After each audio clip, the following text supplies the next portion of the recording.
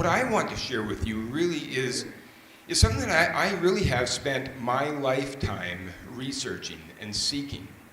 It's really how to have the secret to a happy life. And for me, I really, from a young age, I really did not want my life to go to waste. I wanted to have a life of meaning. I wanted to have a life of purpose, and I wanted to have a happy life. And I felt those were the same. And so I spent a lot of my time researching that and trying to find out really how to be able to do that.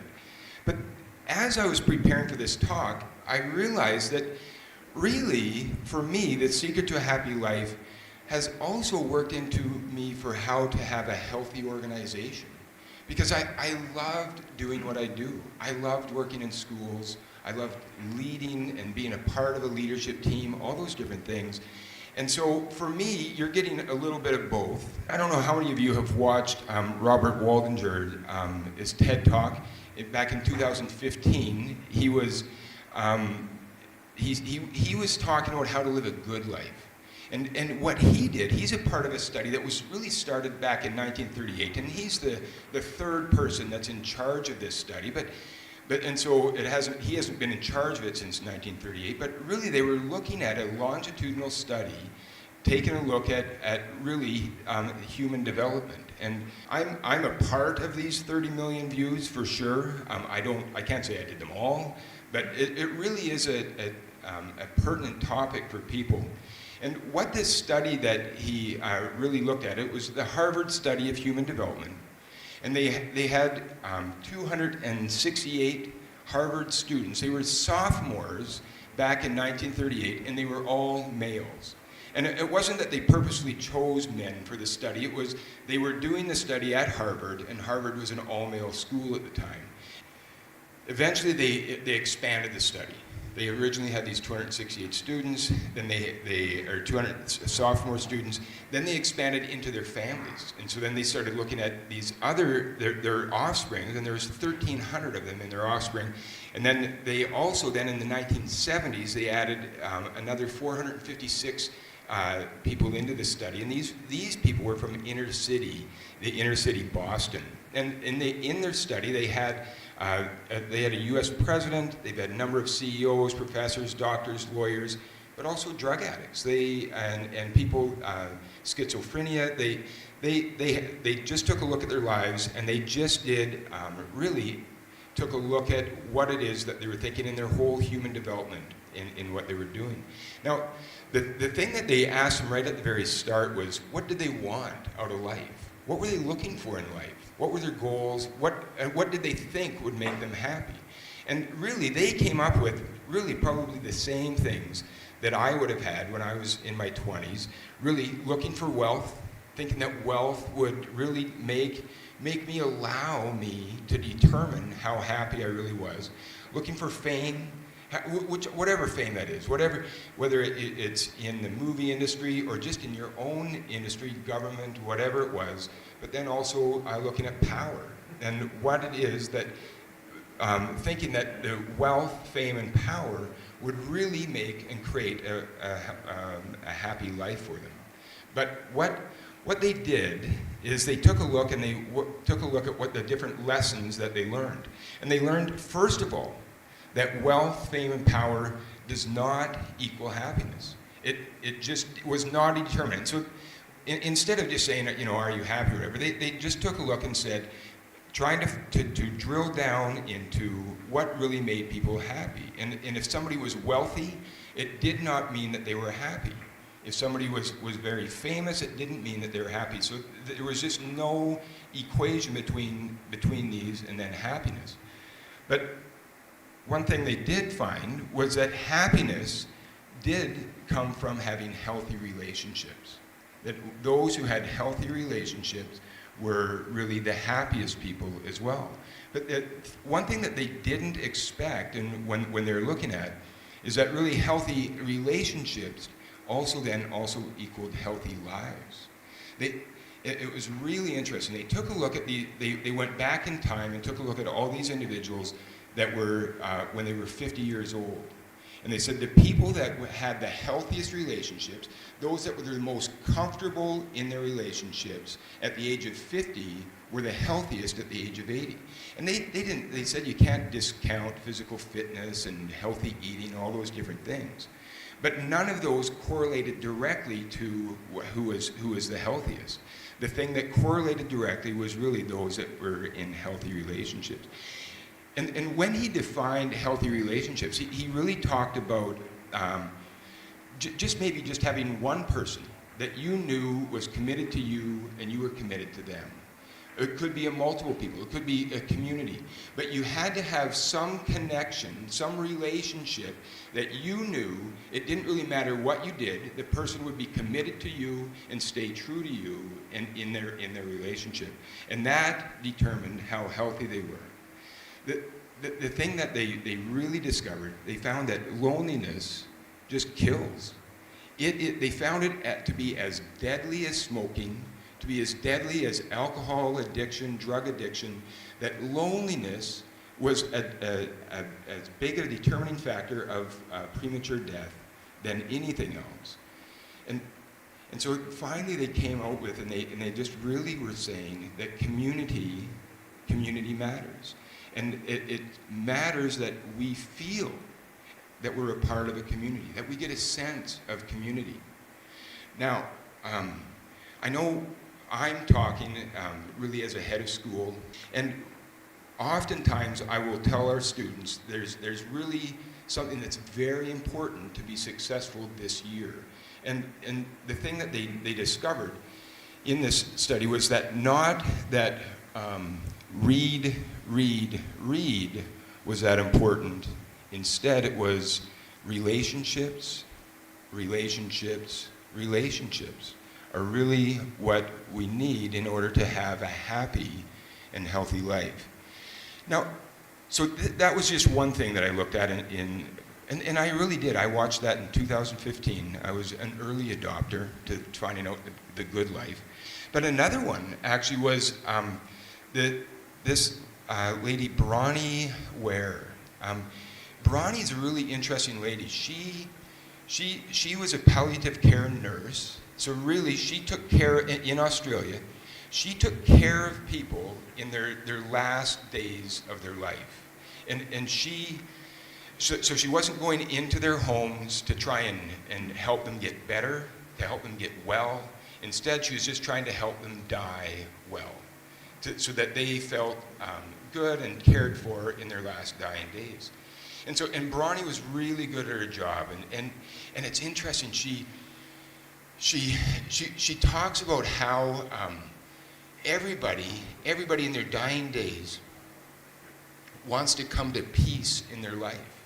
And she said that there was nobody that she cared for were not able to get to that point of really saying that I don't have regrets and I'm at peace with my life.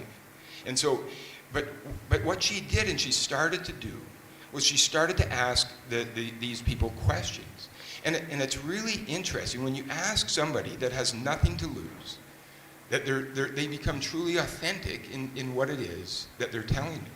And so she asked these people, what is it that you regret? And that's really where she got the name of the book, The Top 5 Regrets of the Dying. It's a really interesting read, and it's a really interesting book. If you want to know the other 5, I'm going to share one with you today. But they're really interesting things about if you don't want to live a life of regret, there's these 5 things to try and avoid. Number 2 was, I wish I had not worked so hard.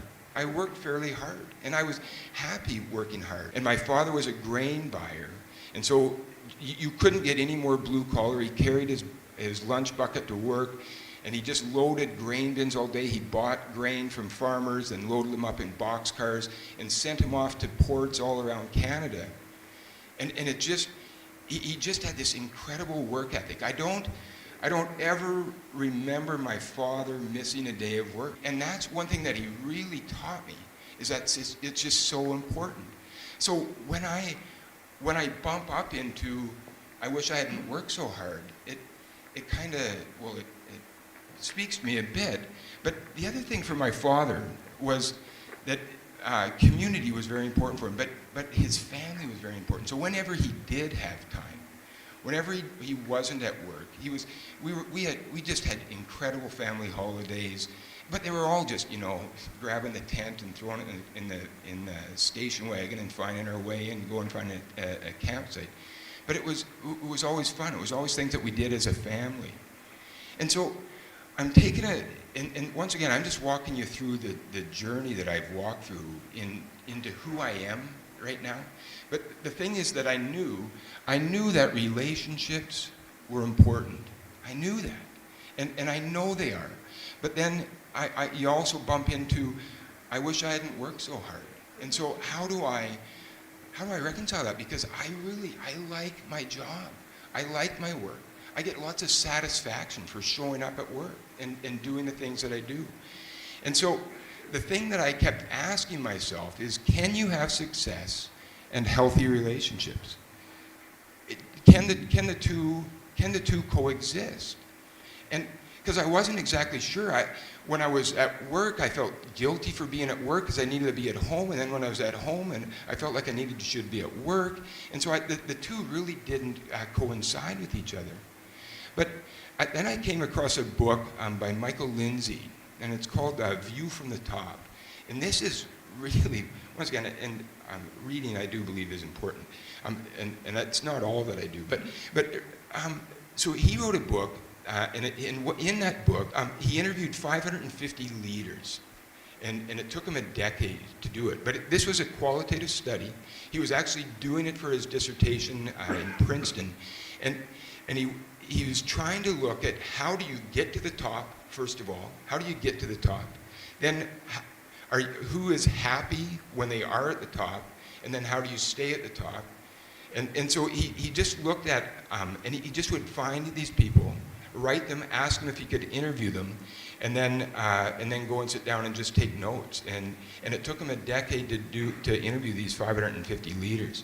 And the thing so there's just a whole vast of leaders that he talked to.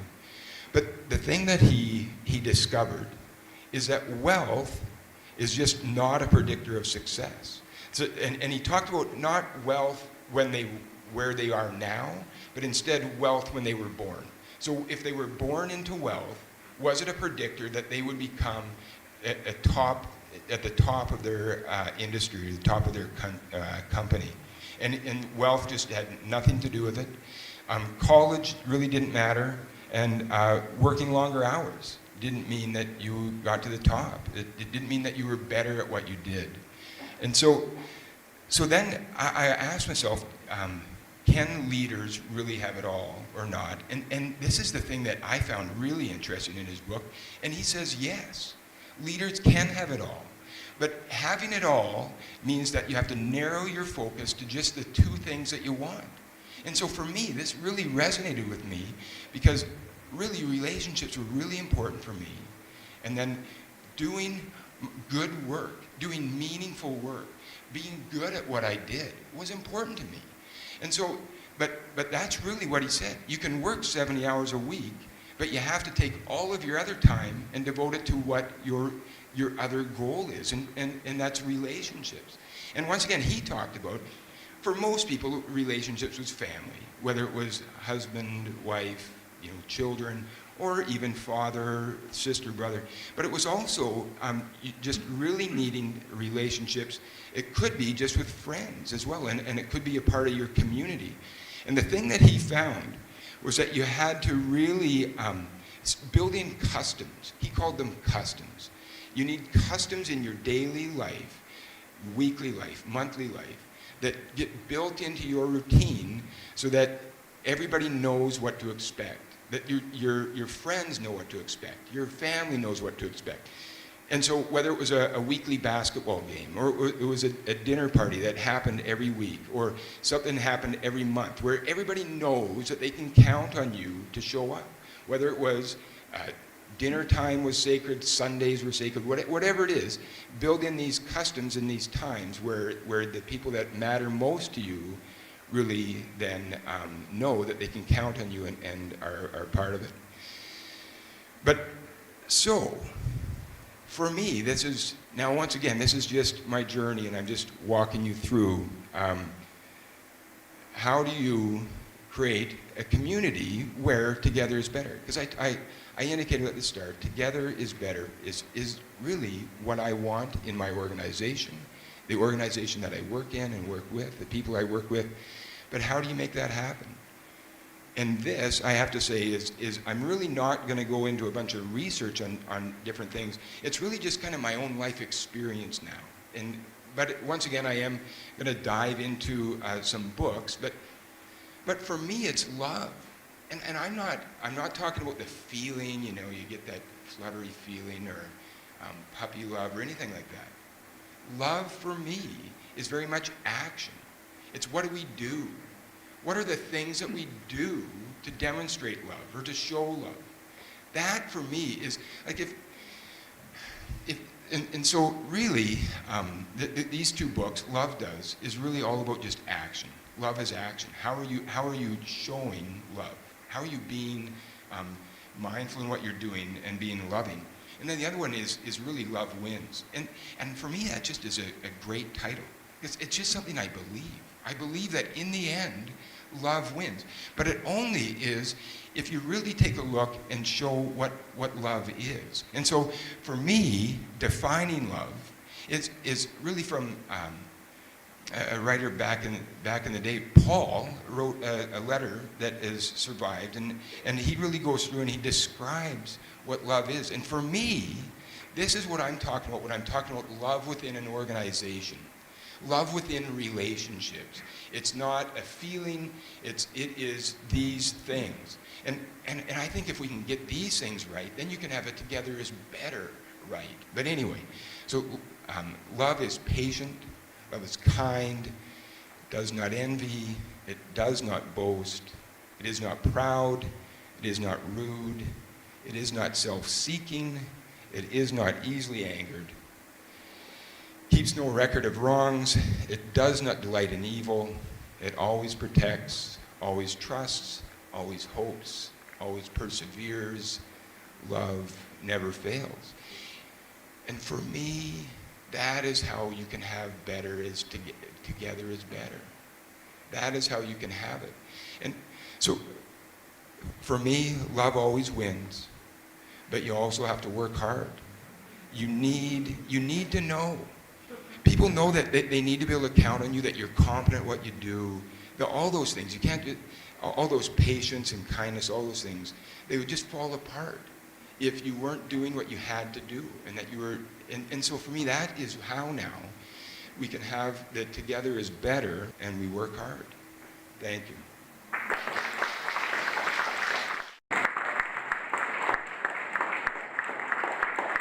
In Intel, we have, in Intel Dalian specifically, I have about 200 employees with PhD.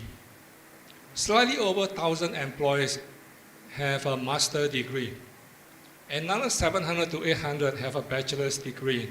Even my technician, quite a number of them have a bachelor's degree. You might be asking, Intel Dalian is just a manufacturing site. Manufacturing side, why do you need all those PhDs, master degree, highly skilled, highly competent, highly educated, right? And the reason being that if you know fab operations or wafer fab fabrication facility, it is one of the most advanced, most sophisticated manufacturing facility in the world. And a lot of things happen in the fab. In fact, I would say that our engineers love problems. They are happy when they solve problems. They are really happy. And after we solve a problem, we go for some really nice celebrations. So what I'd like to talk to you today is about model-based problem solving. Problems, sometimes when we solve problems, it can be a lot of approach. And let me share with you, and I put myself in front of you to be vulnerable, telling you about bad things about myself. When I go home, normally I put the car keys on the table. Almost every time. but sometimes I misplace it. When I misplace the car keys, what do? I look around, right? I look at the table, no keys. So as I look around, very often I will come back to look at the table again. It must be there. I've been doing that for the last several years. It must be there. I even touched the surface of the table. Where is the keys? I know this never happened to all of you, right? So that's the normal human behavior, human reaction in solving a problem, right? Based on our experience, based on what we know. And this doesn't work in Intel, especially the fab environment. So why sometimes we are so slow to identify or find the root causes of a problem? I did not say find out the problem. I talk about root causes. I will elaborate a little bit more later on. And based on the study, wrong problem statement, about 18%. And the other key one is to make conclusion without data, right? That, hey, that must be the problem. All right, let's solve that one. In fact, I'm going to give you one simple example, real life example, and I want to test you later on, right? The wrong problem statement. In Intel, when we solve a problem, normally we spend a lot of time in a group setting. Sometimes we spend several hours just try to define the problem. The reason being that if you define the wrong problem, you will be solving the wrong problem and nothing is going to happen. So we're really very serious about that. This is the first step of a problem solving. And during the defining of the problem, we normally go into very detail, look at the data, look at the information. And there are two scenarios. One is that we define a problem, then we look at the data and look at the information to validate whether this is the right problem.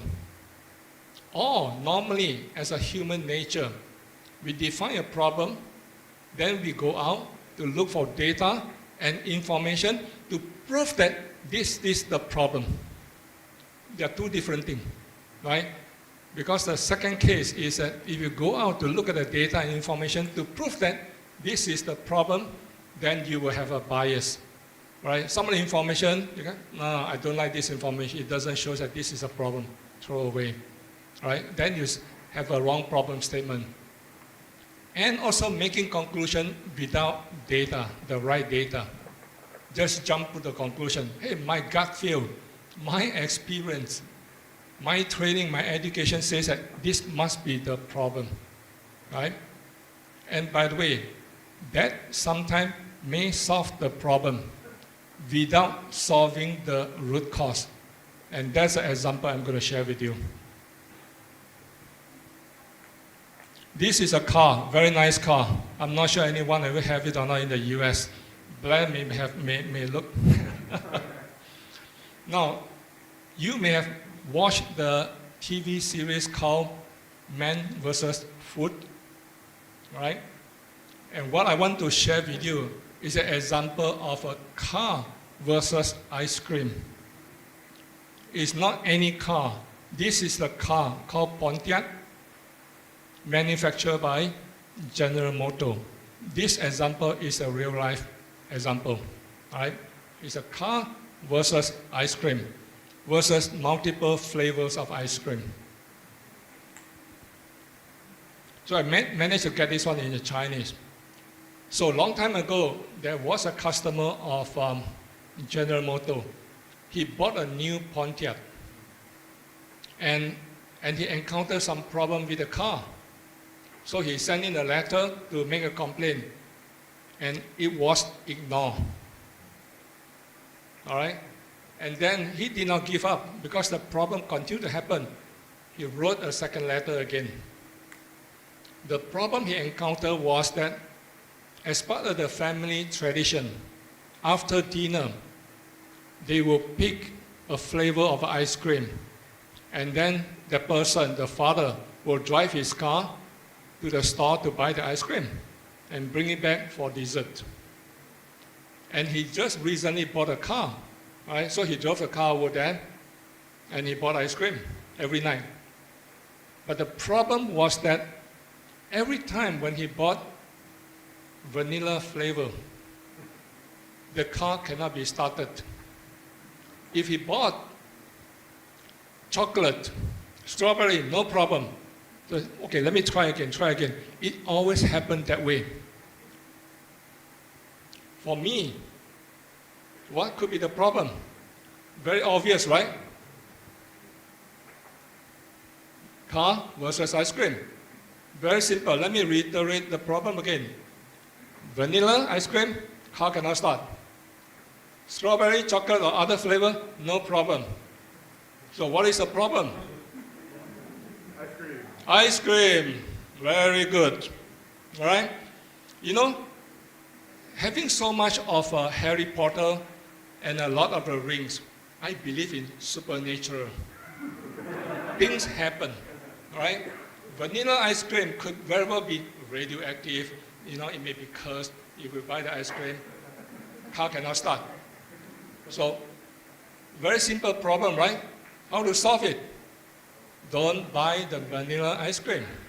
Problem solved. Everybody happy. Seriously, this can be solved, right? You just don't buy that, right? So next time, no more. That one, everything good. Very, very simple. But if you throw this problem to an engineer, they will not like it. Because engineers, or especially engineers in Intel, is trained to, when we solve a problem, after we solve the problem, we still want to understand why we have solved the problem. Okay?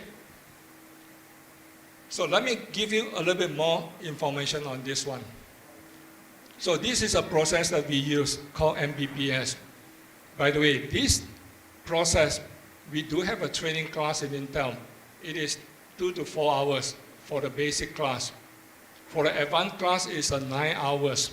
And I'm going to teach you in 10 to 50 minutes. So the process we have, first of all, is to define the right problem and define problem right. And when you look at that, you really have to look at the problem in a multiple angles. And the problem is not that car cannot be started. Yeah, it's correct.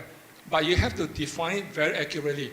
Car cannot be started when vanilla ice cream is bought, right, and at this store. So that you have a very clear definition of the problem that can lead you to the right path when you try to solve the problem.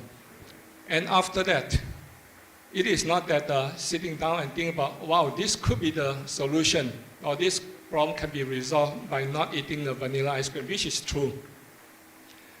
For us, we have to develop the model, and that requires creativity, imaginations, very high degree of technical skill, and a little bit of a craziness, right? And later on, I will share with you some of the problems we have resolved in Intel. You will look at it and say, wow, really? And the solution is actually very simple, okay? So that's what we do, define the right problem, define the problem right, and develop a model step by step, right? Looking at all angles from a different dimensions, you know, throw away your biases, throw away your perception. And normally what we do is that the first one, you'll take several hours. The second one sometimes takes several days. Just to have a group of people debating with each other, define all those informations. So car versus ice cream, the model development, right? We will look at the new Pontiac car, right? It is not an old car. We have to define very accurately. Car engine cannot start. Other parts of the car have no problem. Radio, no problem. The power window, well, I don't think they had a power window at the time. But it's okay. The window was working fine. The location of the ice cream store, right? They even did the experience on, if you go to other store, same company, same company, buy vanilla ice cream at a different store. It was okay. Right? And when buy vanilla flavor ice cream only when it has this problem. So what could be the problem? Again, go back to vanilla ice cream, right? That is a problem. So to cut the story short, what they have found was that because vanilla flavor is very popular, so in the store, they place it at the entrance of the store. The other flavors were put at the back of the store. So for the customer, when they come in to buy vanilla ice cream, they can get the ice cream very fast and go back to the car. The problem with the car is it's a new car, they have a new technology, and if the time is too short, when they stop the car and we start it again, if the time is too short, the engine cannot cool down fast enough. And they have this called vapor lock mechanism that cannot be started. It has to be after a period of time. If you buy different flavor, it takes longer time, which means that there's an interval is longer. Then the engine cool down, it can start the car.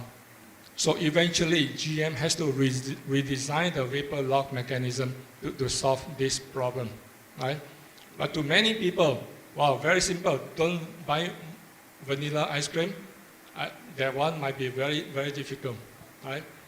Now, let me share with you other problems we have solved in Intel. This one is not from Intel, but I can give you other information about other problems. I still remember when I was in Albuquerque, inside the fab. When I went inside the fab, there was one door. It's a door, automatic door. They always lock it inside the fab. Always.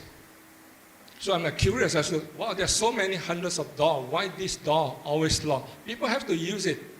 People have to go to use another door, take a longer route, and go inside the room. So what was told to me was that there was one metrology tool that is located next to the door. And the metrology tool intermittently was giving a problem, cannot measure accurately, intermittently. So after a lot of analysis, model-based problem solving, so on and so forth, they finally found out that when the door is open, the pressure in the room drops. Because in a fab environment, certain room, we have a positive pressure, higher pressure as compared to outside, so that the particles cannot go inside. So when they open the door, the pressure drops, and they cause the airflow. When they cause the airflow, it causes the measuring problem, right? And the other example, I was hesitating whether to tell you or not, because it's pretty funny. So I try not to share too clear the information, right? So there was one organization, not in China. In the assembly area, they have multiple similar tools. One of the equipment always having a problem. The yield of the equipment is always a problem. And the engineer have done everything, including fingerprinting. Fingerprinting means that they'll compare this particular tool with all other tools in terms of the speed of a conveyor belt, in terms of temperature profile, ups and down, talking about the materials, using the same materials and everything. For 6 months, they could not solve the problem. You know what they did? They brought in a priest to the line to do something, right? Why I knew about that? Because the person who made the arrangement wrote it down in his weekly report and circulated. They said, hey, I've brought in the priest already, have a spray some holy water. This one should perform better in the future. Unfortunately, it did not work, right? So eventually, we brought in someone from a state in a fab environment. He came in, he looked at things, within a week, he solved the problem. The reason he solved the problem actually was pretty tricky. It is because of the exhaust pipe. The angle of the exhaust pipe was slightly different from other tools. Because of that, it caused the air turbulence inside, and it caused the issue inside the chamber, right? Now, why that person can solve the problem so fast while many other engineers in the organization could not? The main reason was that this problem never happened in assembly organization. They never thought that airflow could cause a problem because they already have a limited, they already been biased already that, hey, this is the experience that we have, this is what happened before, this will happen again. Versus someone from a fab, they have an open-minded, they look at things totally differently, and then they are able to figure out that what could be the problem and do the experiment. When you look at the problems, right, you have to make sure you define it very well. And when you try to solve the problem, you have to come out with the models step by step and have a totally different thinking, different perception. Whatever experience may serve you well, but your experience that you have may actually prevent you from moving forward, because that is the bias that you will have. All right? All right, thank you very much. So have you ever thought about one question that is, and what's the incentive and what's the meaning or the implication of education? So last Monday, my son had his first birthday, and we had a very grand celebration for him. As a Chinese tradition, we placed 5 objects in front of him for his choice. Sound a little bit superstitious, because, and most of Chinese parents may believe that, and one object that a child chooses is going to determine his or her life and his career prospect. For example, if a child chooses a seal, that means he or she is going to be a governor and is going to seize the power. At the same time, if a child just chooses the money, that means he or she is really gifted in business. Guess, what did my son choose? He chose a brush pen, right? So actually, any brush pen indicates that he's going to be literate, and that means, and he's going to be engaged in the business of education. So as we know, that education in China is always of critical importance to not only parents, but also teachers. And at the same time, we also focus on the importance of students in this aspect. So actually, education in China has a history for more than 6,000 years. And actually, 4,000 years ago, and one of the most leading Chinese educators, and that is Confucius, established the first public school in China. The mission of the school was to educate the children and the people to be the leaders in all fields, and especially in the field of politics. And so, and what was the basic intention for all the disciples at that time? And they would like to save the country from starvation, from wars, and from difficulties. However, it seems that the task of education changed absolutely in the recent 100 years. We know that the Qing dynasty was in the absolute trouble and in the absolute problem in the recent 100 years. So that's probably around the year 1850 or 1860, hundreds of Chinese students were sent to USA and UK for their first study, especially in the fields of science, engineering, and education. At the time, the missions for all the students were for nothing but for their self-recognition. And what is the pathway for China to revive from a very important country and to the country with the potential to develop further? It seems that they succeeded in revolutionary China in the past 100 years. However, in the recent decades, especially after the year 1980s, the implication of Chinese education seems to change absolutely. That means we are going to break up the linear precise education in China. And so, my question is that, what is the meaning and what is the definition of education in China today? Okay, probably most of you have your own answers. Some people may define education as a pathway to fortune and to power. However, at the same time, some people assume that education is an advantage for a person to acquire their business and to be successful in their own life. And so, in this occasion, I will remind you of that the changes of education are just undergoing. So I'd like to share with you 3 stories of my students. And they are from different families, from different economic backgrounds, and also they are of different life regions in their real life. So probably that's 11 years ago, one of my students, his name was Mac. Mac was really talented in music, and he was also from a wealthy and powerful family. His parents gave him the support and to encourage him to apply to one of the most renowned music institutes in the world, that is the Curtis Institute of Academy in America. At last, Mac just succeeded in applying to this renowned university, and now Mac is the leading pianist of one of the most important European orchestra. Last year, we had a very long conversation. I asked Mac, that is, and in your opinion, what is the importance and value of education for your life? After thinking about the question for several minutes, Mac responded in this. And he told me that, Morris, this actual education is really worthy for me, because it's not only a chance, but only a necessary choice for me to prove that I can be extraordinary on the pathway to the best orchestra in the world. At the same time, I think that education is also a chance of self-recognition and self-redefinition for my own life. And I suppose that education is not about the money and about not the power. It is just a way for me to prove myself and also to show my parents that I'm able to realize my own visions, my own life dream with my own talent in this very equal opportunity. So, and this is the first story about Mac. And for the next one, I'm going to share with you another very untypical story about Jason.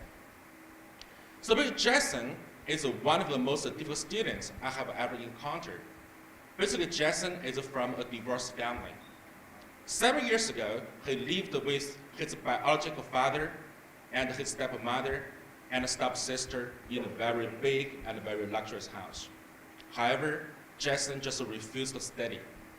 Because at the time, Jason assumed that no matter how hard he tried, he just could not be involved in this really new relationship with the stepmother and the stepsister. He assumed that he was the only outlier of this very cold family. It is because of this he tried to be very careless and indifferent to everything that really happened in this big house. I once asked Jason, "You are not so careless as you look, right?" Jason responded, "Yes, Morris. In my childhood, I used to be a very energetic and aspirational learner. However, everything got changed as my father divorced from my biological mother.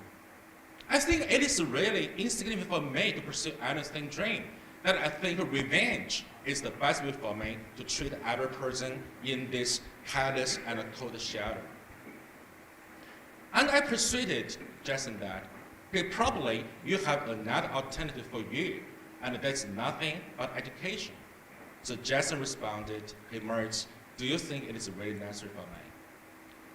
So I just advised him that, okay, proper education is a chance for you to revive your life, at the same time to escape from your contemporary hardship. Fortunately, at last Jason took my advice. So after about 2 years of effort in English, he passed IELTS and went to New Zealand. 2 years ago, Jason got his degree in engineering from one of the most renowned universities in New Zealand. And now, he works for his father's company. Last year, Mike and for Jason and his own girlfriend visited me. And Jason told me that, "Hey, Mertz, I have forgiven my father, my stepmother, and sister. Because I realized that education is a very important opportunity for me to realize that education is the best way for a person to learn to forgive anyone that used to hurt me." So I just feel really moved by his words, because I think education at the moment works just with the magical power. For the last story, it's just about a girl. The name of the girl is Aguda. I first met Aguda in 2016 when I visited the Guizhou. So as you know, Guizhou is one of the most impoverished cities in China, and the income per capita there is less than $300 annually. Most of the people just in absolute starvation and poverty. Actually, they do not have enough ability to support their children to accomplish their system education. And Aguda is just one of them. So the village that I taught as a volunteer teacher is just in the depth of the very distant village. So actually the village is really beautiful, and it is covered with clustered flowers and budget. And however, all the students there did not know even one word in English. So I felt a little bit anxious whether I could be able to tell them anything about English. However, their response was really amazing me. They tried every minute and every hour to memorize even some very simplest words like hill, like skylark, like a warble. Whenever they remembered one word successfully, and they would feel really excited. And they could not wait to tell me, hey Marge, I'm able to remember this word, and I'm able to speak the word exactly. And I said, so, and show me, you are able to. And they will tell me that bird, hill, mountain, skylark, warble. So actually, their performance just excited me a lot. However, Aguda was one of the most special ones. Basically, Aguda was lame. At the age of 13, her left leg was broken by a rotting log, and so in a rainy day.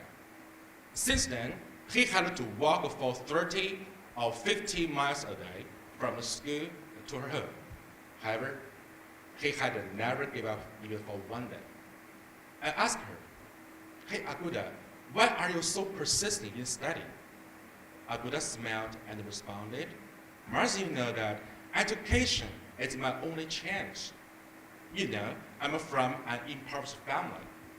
My parents worked in Guizhou, and they could not support me for my middle school and my university. But I dream of studying music, studying mathematics, and even studying some paintings in my life. I would like to be a painter, a mathematician, and a musician one day. I do not want to live the life that my parents lived in the past.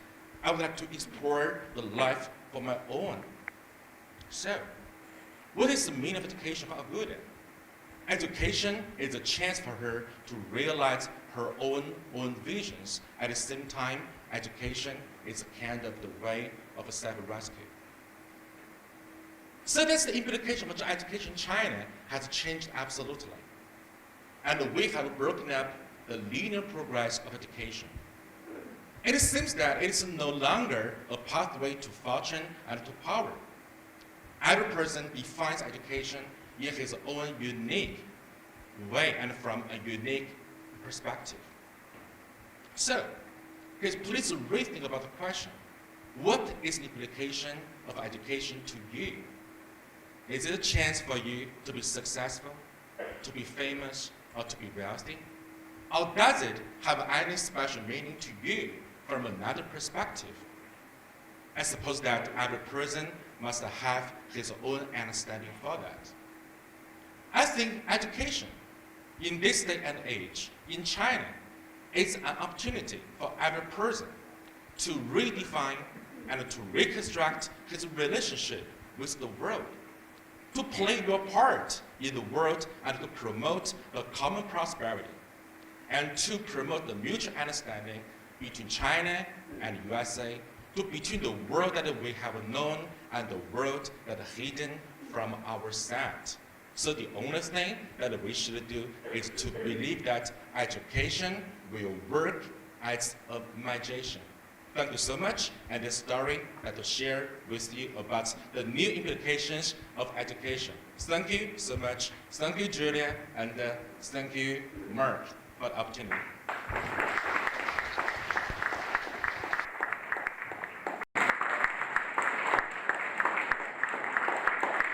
I think I was first asked to speak on this topic because a lot of my students were really angry with me when I asked them to put their phones away, or when I pointed at them, hey, why did you naturally pick up your phone? Why did you lift your screen automatically? You're not doing anything. And they thought that I am the master of this topic about screens and apps, but I'm not. What is identity? So identity is not something which is fixed. I didn't identify myself as a globe-trotting teacher when I was 15 or 18 or 21. It's an ever-changing view of self. So we're constantly reviewing what our identity is, and it's based on personal experiences.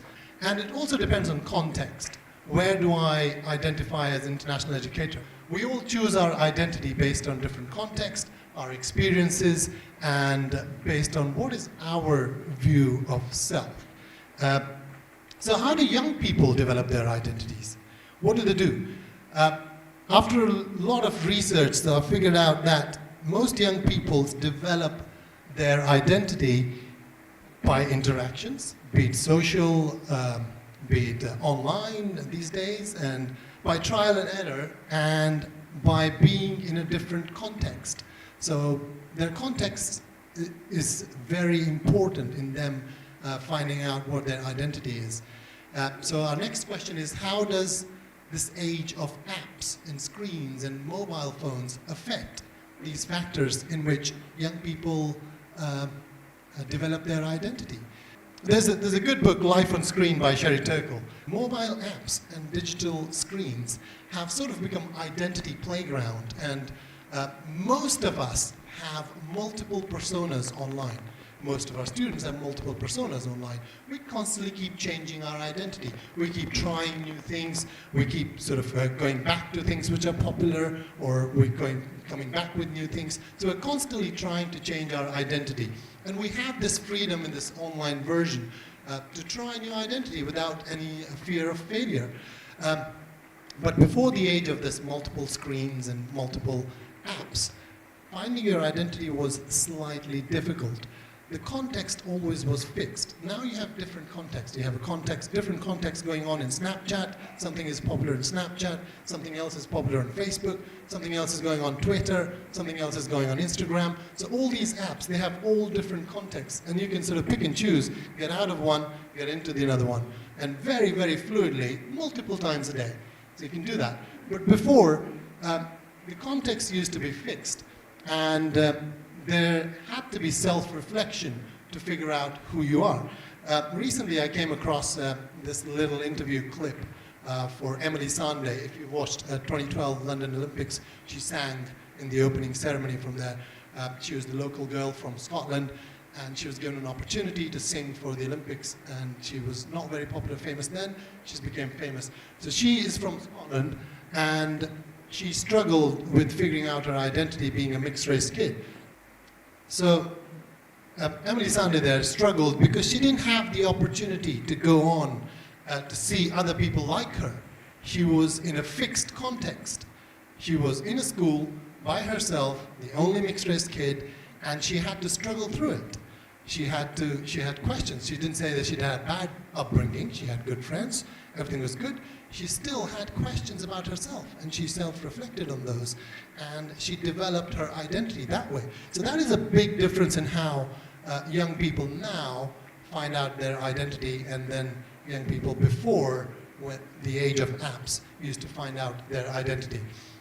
Another important source of literature which you want to read is talking about multidimensional thinking. Howard Gardner, a really famous author, had the theory of multiple intelligences, recently wrote a book. It's called The App Generation. And a lot of my ideas are not my original here, really. They have been developed from reading these books. So he talks a lot. He's done a lot of research with young kids for a long period of time. He talked to them. There are focus groups and different methods of research. And what he found out was that young people these days, on social media and everywhere else, they have this desirable and polished self there. They can remove all the blemishes or all the faults which they have, which all of us have, and they present themselves as somebody who is perfect. And a lot of, in his book, he's quoted a lot of students saying, It's important you show that you're having a good life. It doesn't matter if you're not having a good life. So that's one of the main thing. That's what happens with your persona online, with our persona. It's nothing new. We all know about that. Our holiday pictures look better than our experiences sometimes. And all the failures are downplayed. And the emphasis is mainly on looking good. Very rarely you'll find a young person saying, oh no, I really failed in this maths test, or I didn't get anything in science lesson today. I really struggled. Nobody posts things like that. So all the failures are taken out.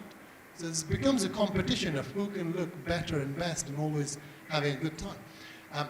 What does it do though? So, and then he further pressed on those teenagers who said, why is your persona online different from is your persona online different from offline? And most young people believe that they're the same person who they represent online. And there's some truth to that. And the truth is that teenagers, when they develop identities, they need different contexts. But when you go online, all the contexts are collapsed. You might write something for your friends. You might write something for your personal friend, close friend. But you cannot control who sees it.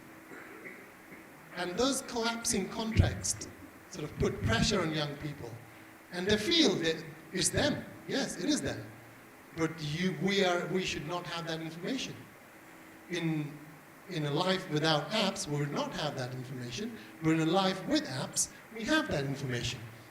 And then there is additional pressure of digital permanence. Whatever they say amongst themselves, if you're in a physical world, no apps, you have a little tiff and you forget about it, or you say something to somebody, you forget about it and you move on. But in digital world, whatever you write usually remains. And there's this digital permanence sort of puts more pressure on young people, and then they're constantly reminded of who they are, what they wrote, so you cannot forget. So all these issues come up, and then how they respond in real life is they stop taking any risks. Young people resort to risk aversion. So stop taking any risk in being wrong, or doing something where there's a chance of embarrassment or being wrong. So all these social pressures from online sort of move into the realm of physical day-to-day life. Some therapists who were dealing with young people who were suffering from a lot of stress and anxiety, they came out with young people have something called planning delusion. They want a packaged self of themselves. They know they have this plan, they have this perfect plan. They've planned everything, that I will get GPA of 3.59, and then I will go to so-and-so university, and then I will get this degree, then I'll do an internship here, and then I'll get this job, and I'll be this person.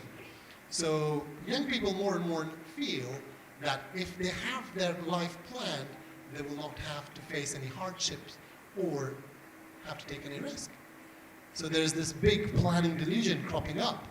And what young people and what we are focusing these days on, what are young people doing, not who they are being.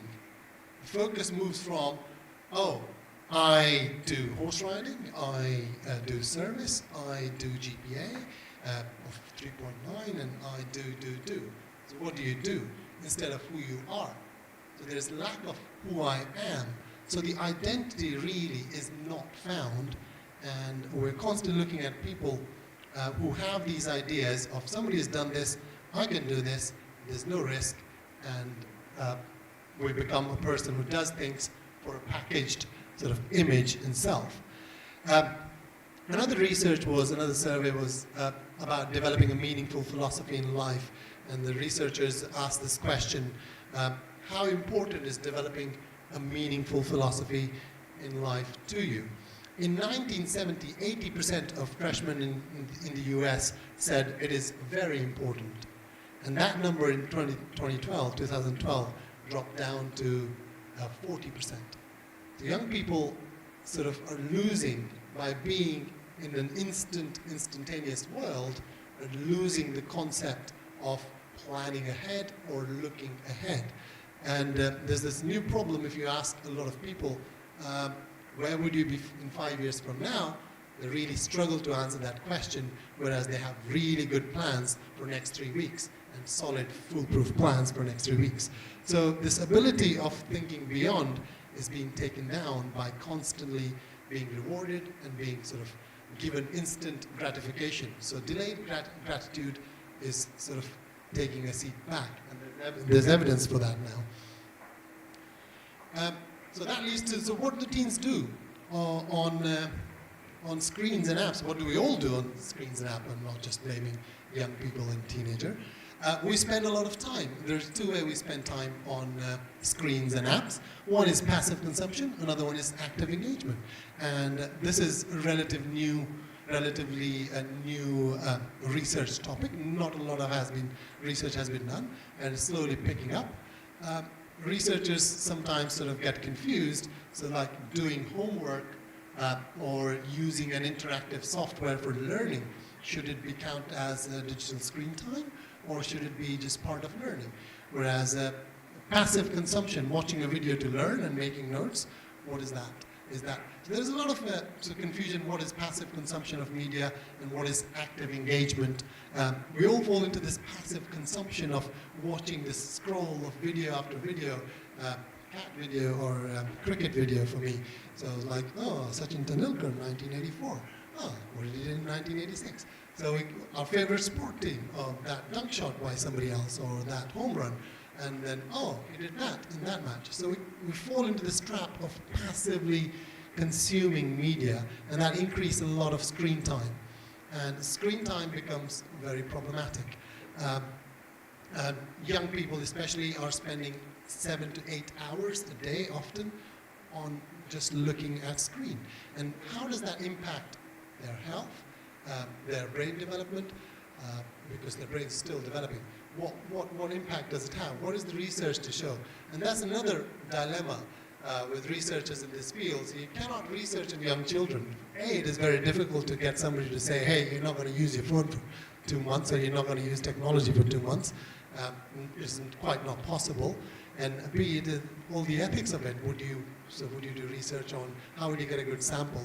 So scientists rely on researching on mice for this.